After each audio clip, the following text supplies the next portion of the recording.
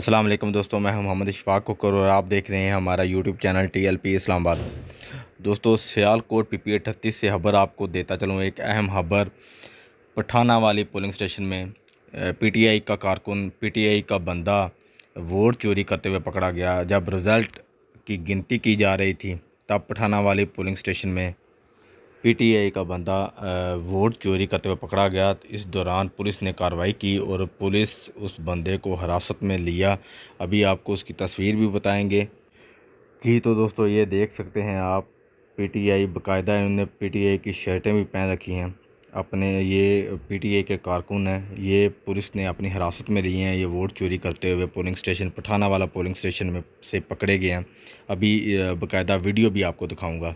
ये जी नामलूम वोट चोरी करते हुए पकड़ा गया है पठाना वाली पोलिंग स्टेशन में,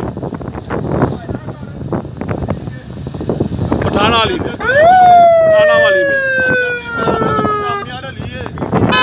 PTI का जो PTI का वर्कर है वो पकड़ा गया। PTI का जो वर्कर है ये वो पिछली गाड़ी में वो आ रहा है,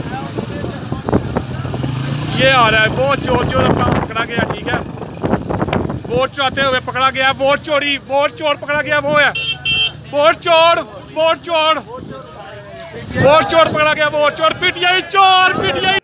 जी तो दोस्तों, इस वीडियो के बारे में आप अपनी क्या राय रखते हैं कमेंट बॉक्स में ज़रूर बताइएगा। मिलते हैं एक नए वीडियो में, तब तक के लिए अल्लाह हाफिज़।